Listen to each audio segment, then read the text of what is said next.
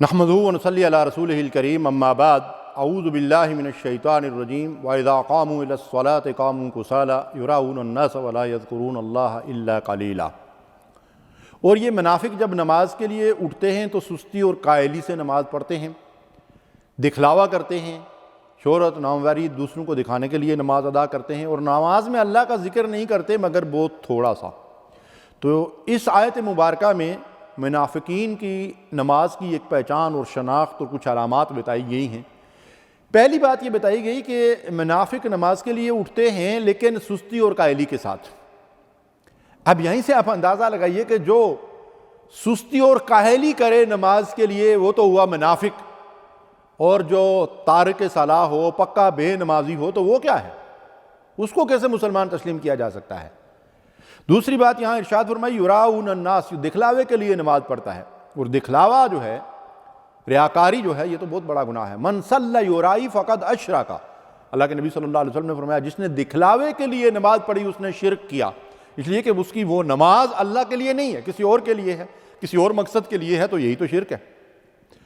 اور وَلَا يَذْكُرُونَ اللَّهَ إِلَّا قَلِيلًا، منافق کی کیفیت یہ ہوتی ہے کہ مسجد میں تو چلا جاتا ہے کسی وجہ سے جبر کر کے، لیکن بس وہ پرندے کی طرح پھڑپھڑا رہا ہوتا ہے کہ کیسے پنجرے سے باہر نکلوں گا، کب نماز ختم ہوگی، تھوڑی سی لمبی قرأت ہو جائے تو اس کی جان پہ بنا آتی ہے، اور جب امام سلام پھیرتا ہے تو سب سے پہلے مسجد سے باہر نکلتا ہے۔ صحابہ کرام فرماتے ہیں کہ ہمارے دور میں منافقین کی پہچان یہ ہوتی تھی، شناخت یہ ہوتی تھی کہ سب سے آخر میں آتے تھے اور سب سے پہلے مسجد سے نکلتے تھے، وہی جو کیفیت قرآن کے اندر بیان کی گئی ہے۔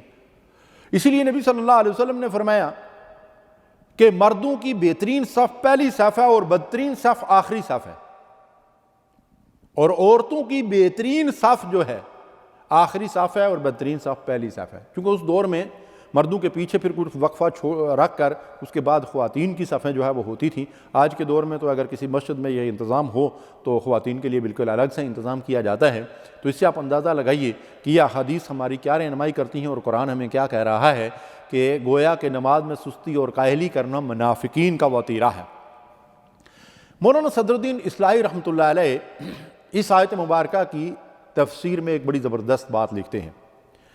مولانا لکھتے ہیں کہ نبی صلی اللہ علیہ وسلم کے زمانے میں نماز مومن اور کافر کے درمیان حد فاصل تھی، یعنی جو آدمی جان بوجھ کر نماز نہیں پڑھتا تھا اس کو کافر سمجھا جاتا تھا، اور ایسا کوئی تو اس وقت تھا ہی نہیں۔ منافقین کی بھی اس دور میں یہ مجبوری تھی کہ وہ لازماً مسجد میں آ کر باجماعت نماز ادا کرتے تھے، اگر وہ مسجد میں نہ آتے اور نماز نہ پڑھتے تو ایکسپوز ہو جاتے کہ وہ کافر ہیں۔ تو وہ اپنے کفر پہ پردہ ڈالنے کے لیے مسجد میں آ کر نماز پڑھنے کے لیے مجبور تھے۔ البتہ نمازوں میں سستی اور قائلی جو ہے وہ کیا تھا؟ وہ یہ فرق بتاتی تھی کہ یہ منافق ہیں، جیسا کہ قرآن میں ارشاد فرمایا گیا۔ تو مولانا لکھتے ہیں کہ آج صورتحال بدل چکی ہے، آج نماز نہ پڑھنا مومن اور منافق کے درمیان حد فاصل بن چکی ہے، اس لیے کہ جو لوگ اذان کی آواز سن کر بھی ٹس سے مس نہیں ہوتے ان کو منافق کے علاوہ مولانا لکھتے ہیں کہ کیا کہا جا سکتا ہے؟ استغفر اللہ۔ امام بیہقی نے ایک حدیث مبارکہ روایت کی ہے کہ جس شخص نے جمعہ کی اذان سنی مگر نماز کے لیے نہ آیا، 3 بار ایسا کیا، اللہ اس کے دل پر مور لگا دیتا ہے اور اس کا دل منافق کا دل بنا دیتا ہے۔ گویا ٹھپا لگ گیا اور وہ پکا منافق ہو گیا، مور لگ گئی کہ یہ منافق ہے۔ اسی طرح منافقین کا نماز کے حوالے سے ایک اور طرز عمل ہمارے سامنے آتا ہے قرآن مجید میں۔ سورہ مائدہ میں اللہ ارشاد فرماتے ہیں وَإِذَا نَادَيْتُمُ الصَّلَاةَ اتَّخَذُوهَا هُزُوًا وَلَعِبًا، جب تم پکارو نماز کے لیے، یعنی جب نماز کے لیے ندا دی جاتی ہے، اذان ہوتی ہے، تو ہنسی مذاق میں اڑا لیا جاتا ہے۔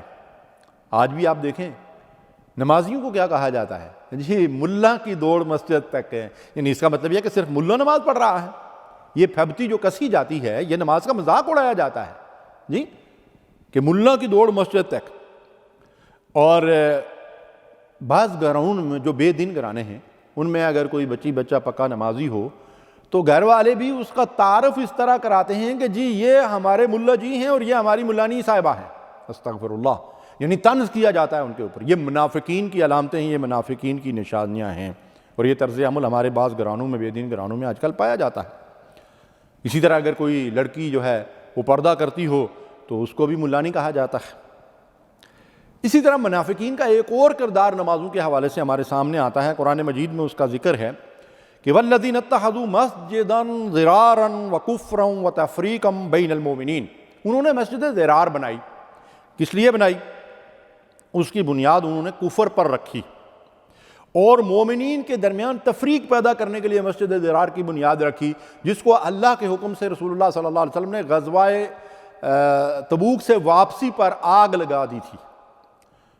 محترم مسلمان بھائیوں اور بہنوں، ذرا اس بات پہ نوٹ کیجئے ایک خاص بات کہ اللہ تعالیٰ نے فرمایا کہ اس مسجد کی بنیاد کفر پہ رکھی گئی تھی، اور دوسری بات فرمایا وَتَفْرِيقًا بَيْنَ الْمُؤْمِنِينَ، مومنوں میں افتراق اور انتشار پھیلانے کے لیے اس مسجد کی بنیاد رکھی گئی تھی۔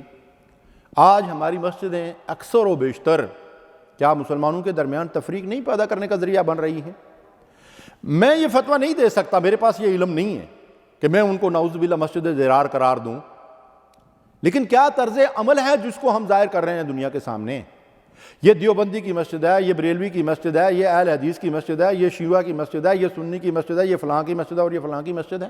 کیا یہ مسلمانوں کے درمیان تفریق پیدا کرنے کا ذریعہ نہیں ہے یہ مساجد؟ خدا کے لیے اللہ سے ڈرو، اور مولوی حضرات، ان مساجد کے ائمہ حضرات اپنی اپنی تختیاں ہٹا لو اور مسجد کو اللہ کا گھر رہنے دو، جس میں ہر مسلمان آسانی کے ساتھ جا کر اللہ کی عبادت جو ہے وہ کر سکے۔ تو مسجدوں کو مسلمانوں کے درمیان پھوٹ ڈالنے کا ذریعہ مت بناؤ، یہ منافقانہ کردار ہے۔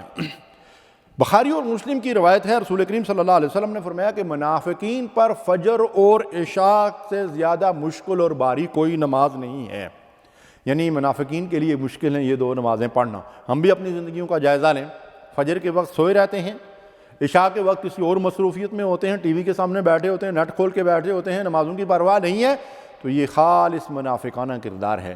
اللہ رب العالمین ہمیں توبہ کی توفیق دے اور ہماری نیتوں کے اندر خلوص پیدا فرمائے، ہمارا خاتمہ ایمان پر فرمائے۔ وصلی اللہ علی نبینا محمد۔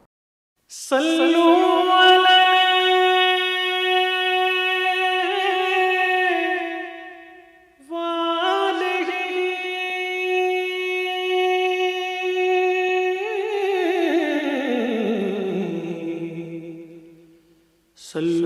علیہ